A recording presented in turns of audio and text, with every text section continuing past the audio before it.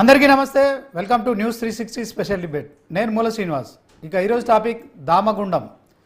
దామగుండం వెళ్తే యమగండం పోతుందనే నానుడి మనకు తెలిసిందే. ఇక వికారాబాద్ జిల్లాలో ఉన్న దామగుండం రిజర్వ్ ఫారెస్టు ఏళ్ల చరిత్ర కలిగి ఉంది. ఇక జిల్లాలోని అనంతగిరి రిజర్వ్ ఫారెస్ట్కు ఆనుకొని ఉన్న దామగుండం అడవిలో కొన్ని వేల రకాల ఔషధ మొక్కలు ఉన్నాయి. అక్కడికి ఎవరైనా వచ్చి ఆ గాలి పీలిస్తే ఉన్న రోగాలు కూడా పూర్తిగా నయమవుతాయని చెప్పి కూడా ఒక నమ్మకం ఉంది. సో దేశ విదేశాల నుంచి కావచ్చు, మరి పక్క రాష్ట్రాల నుంచి కూడా మరి దామగుండం ఫారెస్ట్ను సందర్శిస్తున్నారు. అలాంటి ఎంతో చరిత్ర గల దామగుండం అడవి నేడు ప్రమాదంలో పడింది. ఇక మరికొన్ని రోజులైతే ఆ ప్రాంతంలో జన నివాసం కష్టమేనని అంటున్నారు ప్రకృతి ప్రేమికులు. ఏళ్ల చరిత్ర కలిగిన రామలింగేశ్వర స్వామి కొలువై ఉన్న అడవికి నేవీ రాడార్ స్టేషన్ను అక్కడ నిర్మించబోతున్నారు. ఇక దాంతో ప్రమాదం పొంచి ఉంది. మరి వేల ఎకరాల్లో వందల ఎకరాల్లో ఉన్న అడవి కూడా నేలమట్టమైపోయే ప్రమాదం పొంచి ఉందని పర్యావరణ ప్రేమికులు చెప్తున్నారు. మొత్తానికి ఇంకా వికారాబాద్ జిల్లా ప్రజలైతే ఈ యొక్క అడవి పట్ల ఆవేదన చెందుతున్నారు. దేశ భద్రత కోసం నేవీ రాడార్ స్టేషన్ ఏర్పాటు ప్రక్రియ మంచిదే అయినా అందుకు ఆ ప్రాంతం సరైన చోటు కాదనే వాదన ఇప్పుడు బలంగా వినిపిస్తోంది. సో నేవీ రాడార్ స్టేషన్ ఏర్పాటు చేస్తే ఎంతో విలువైన 12 లక్షల రకాల ఔషధ మొక్కలు కూడా నరికి వేయాల్సి ఉంటుంది. దీంతో పర్యావరణం పూర్తిగా దెబ్బతినే ప్రమాదం కూడా ఉందని కూడా మరి తెలుస్తోంది. అక్కడితో ఆగకుండా నేవీ రాడార్ నుంచి పెద్ద మొత్తంలో వచ్చే రేడియేషన్ వేవ్స్ వల్ల అక్కడ నివసించే ప్రజలు జంతు జాతులపై కూడా తీవ్ర ప్రభావం పడే అవకాశం ఉందని కూడా తెలుస్తోంది. ఈ నేపథ్యంలో మరి మూసీ నది కూడా అక్కడి నుంచే అనంతగిరి నుంచే ప్రారంభమవుతుంది. సో ఒకవైపు తెలంగాణ ప్రభుత్వం మూసీ ప్రక్షాళన అంటుంది, మూసీ సుందరీకరణ అంటుంది. మరొక వైపు మరి నదికి సమీపంలో ఉన్న అడవులను మరి తొలగిస్తామని చెప్తున్న నేపథ్యంలో ఆ ప్రాంతంలో కొంత నిరసన వ్యక్తం అవుతుంది. ఇది ఇవాళ స్పెషల్ డిబేట్. ఈరోజు డిబేట్తో మనతో పాల్గొనేందుకు విజయారెడ్డి క్షత్రియ గారు ఉన్నారు, బీఆర్ఎస్ నాయకులు. నమస్తే అండి. నమస్తే సార్. చెప్పండి, ఏంటి మీ దామగుండం వ్యవస్థ ఏంటి? అక్కడ సేవ్ దామగుండం అని మీరు వారం 10 రోజుల నుంచి కూడా తిరుగుతున్నారు. మరి ఇప్పటికే రాడార్ స్టేషన్ కోసము కేంద్ర ప్రభుత్వం నిర్మించే స్థల పరిశీలన అయిపోయింది, అనుమతులు అయిపోయినాయి. రేపో మాపో మరి శంకుస్థాపన అవుతుందంటున్నారు. ఏం చెప్తారు? అయితే ఇది దుర్మార్గమైన చర్య అండి. ఎందుకనంటే ప్రకృతి మీద మానవుడు చేస్తున్నటువంటి దురాక్రమణగా దీన్ని చూడాల్సిన అవసరం ఉన్నది. ఈరోజు యుద్ధనీతిలో భాగంగా ప్రపంచ దేశాలన్నీ కూడా నిర్జన ప్రదేశంలో, నిర్జీవ ప్రదేశంలో రాడార్ వ్యవస్థను వాళ్ళు వ్యవస్థీకరిస్తారు. కానీ ఇక్కడ ఎటొచ్చి హైదరాబాదు ప్రజలు అంటే దాదాపు ఇది మినీ వరల్డ్. హైదరాబాద్ సిటీ అంటే మినీ వరల్డ్ అండి. ఇక్కడ అన్ని దేశాల ప్రజలు ఉన్నారు, అన్ని రాష్ట్రాల ప్రజలు ఉన్నారు. ఇక్కడ మినీ వరల్డ్ ఇది. మరి ఇంత గొప్ప మహానగరానికి కూతవేటు దూరంలో ఉన్నటువంటి మరి ఆయుర్వేద వనమూలికలు, ఆయుర్వేదపు చెట్లు ఉన్నటువంటి ఒక గొప్ప చారిత్రాత్మకమైన సహజ సిద్ధమైన న్యాచురల్ ఫారెస్ట్ అది.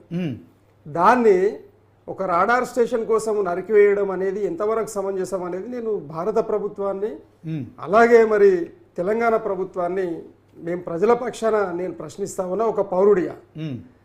అన్నప్పుడు అక్కడ ప్రకృతి వనరులు ఈరోజు మీరు చూడండి, ప్రకృతి వనరులలో అంటే కొన్ని లోకల్ ట్రీస్ ఉంటాయి. అంటే అవి భూమండలంలో ఆ స్థానంలోనే ఆ భూమిలోనే పుడతాయి ఆ ప్రాంతంలో.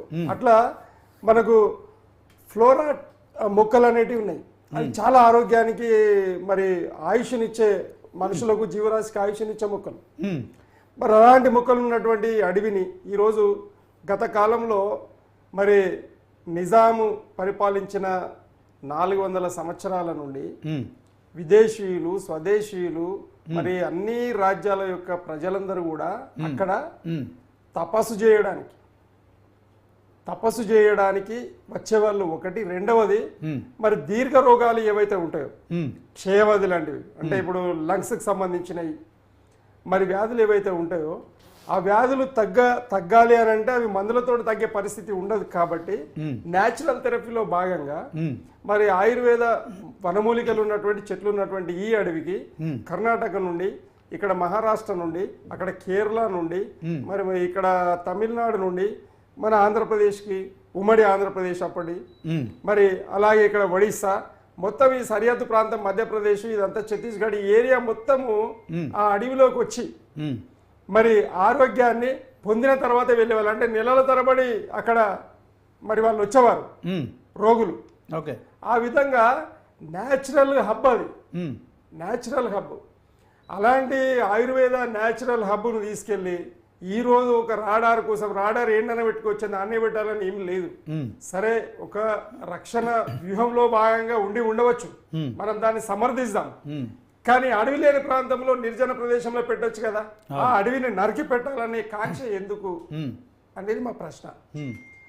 రెండవది ఏంటి అని అంటే, వీళ్ళు 2009లో ఏదైతే రక్షణ రంగంలోని మొత్తం 3 వ్యవస్థలకు గాను అందులో నివికి సంబంధించినటువంటి ఏదైతే మరి విభాగం ఉందో ఆ విభాగం నుండి ప్రతిపాదనలు భారత ప్రభుత్వానికి వెళ్ళినాయి. అంటే కేస్ స్టడీలో భాగంగా ప్రతిపాదనలు వెళ్ళినప్పుడు భారత ప్రభుత్వము మళ్ళీ ఆదేశించడం జరిగింది ఎవరికి, నేవీ అధికారులకు, మీరు ఆల్టర్నేటివ్, అంటే ఆల్రెడీ ఒకటి ఉంది రడార్ వ్యవస్థ, బట్ ఒకవేళ అది పాడైపోతే ఇంకొకటి ఆల్టర్నేటివ్ ఉండాలనే ఉద్దేశం ప్రకటించినప్పుడు, సరే మీరు ఆ రాడార్ వ్యవస్థను ఎక్కడ పెట్టుకుంటారో మీరే మరి రీసెర్చ్ చెయ్యండి, అంటే మరి రికగ్నైజ్ చేయండి ప్లేస్ను అని చెప్పేసి మరి నేవీ అధికారులకు ఆదేశించడం జరిగింది భారత ప్రభుత్వం. ఓకే, ఆ సందర్భంలోనే నేవీ వాళ్ళు అక్కడ మరి కర్ణాటకలోని కేజీఎఫ్ అనే ప్రాంతము, వికారాబాద్లోని మన అనంతగిరి ప్రాంతాన్ని ఎంచుకోవడం జరిగింది. ఓకే, అయితే ఇక్కడ ఉన్న ఒక పెద్ద దీన్ని కుట్ర కూడా నేను అంట. కుట్ర అని అంటే అనుకుందాం, కేజీఎఫ్ ఏరియాను, మన ఏరియాను, వికారాబాద్ ఏరియాను ఒకవేళ పరిశీలన చేసినప్పుడు అది కొద్దిగా రాళ్ళు రప్పలు ఉన్నటువంటి ఏరియా ఆ ప్రాంతం. మరి ఈ ప్రాంతం ఏమో మరి అడవులు ఉన్నటువంటి ఏరియా. ఇక్కడ ప్రకృతి వనరులలో ఈరోజు మూసీ నది ఉన్నది, కాకినా నది ఉన్నది, ఈసీ నది ఉన్నదండి. మరి అన్నప్పుడు మరి ఈ నదుల పుట్టుక జన్మస్థానమైనటువంటి మరి ఈ అనంతగిరి అడవులలోని విభాగమైనటువంటి ఈ దామగుండం అడవిని 3000 ఎకరాలను నరికి చదును చేసి మరి ఈ విధంగా రాడార్ వ్యవస్థను పెట్టాలనే కాంక్ష ప్రభుత్వానికి ఎందుకు వచ్చింది? అంటే మేమేమనుకుంటున్నాం అంటే, ఒక ప్రజల అక్కడ అందరూ కూడా చర్చించుకున్న విషయం ఏంటంటే, వీళ్ళు హైదరాబాదు సిటీకి నేవీ అధికారులు చాలా దగ్గరగా ఉన్నది కాబట్టి అక్కడ నుండి జాబ్ చేసి రావచ్చు, హైదరాబాద్ లో జీవించవచ్చు సుఖంగా అనే ఏకైక లక్ష్యంతో ఇక్కడ హైదరాబాద్ ఎంచుకున్నట్టుగానే కనిపిస్తుంది. ఎగ్జాంపుల్, ఇప్పుడు అక్కడ కేజీఎఫ్ అనేది చాలా దూరం, ఏది ఎడారి లాంటి రాళ్ళు రప్పలున్న ప్రాంతం అక్కడ. మరి ఆ ప్రాంతంలో పెట్టుకోవచ్చు కదా ఒకవేళ రెండింటిని చూజ్ చేసుకున్నప్పుడు.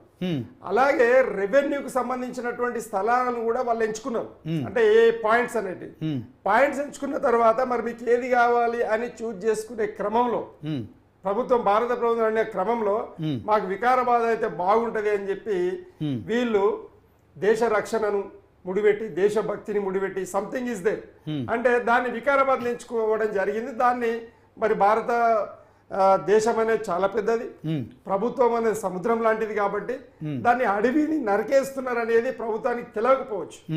అంటే దాంట్లో మళ్ళీ రిపోర్ట్లలో కూడా ఏం రాసిర్రంటే, మేము స్టడీ చేస్తే ఇక్కడ చెట్లు చాలా తక్కువ ఉన్నాయి, ఇక్కడ భూమి ఎక్కువ ఉంది, ఏదో 10% చెట్లు ఉన్నాయి, 90% భూమి ఉన్నదని చెప్పి తప్పుడు రిపోర్ట్లు మరి భారత ప్రభుత్వానికి ఇచ్చినందువల్లనే పర్మిషన్స్ వచ్చినాయి. అలాగే మళ్ళీ ఈ పర్యావరణకు సంబంధించినటువంటి శాఖ, అడవుల శాఖ, ఏదైతే క్లైమేట్ చేంజ్, వాతావరణ మార్పు శాఖ ఏదైతే ఉందో అక్కడ నుండి పర్మిషన్ రావాలంటే చాలా కష్టం అండి. అన్నప్పుడు తప్పుడు రిపోర్ట్లు ఇక్కడ నుండి పంపించిన వాళ్ళు ఎవరు, ఆ తప్పుడు రిపోర్ట్ల వల్లనే ఇది జరిగింది అనేది ప్రజలం అయినా మేము అనుకుంటున్నాం. ఎందుకంటే నేను స్వయాన నా సొంత ప్రాంతం అది.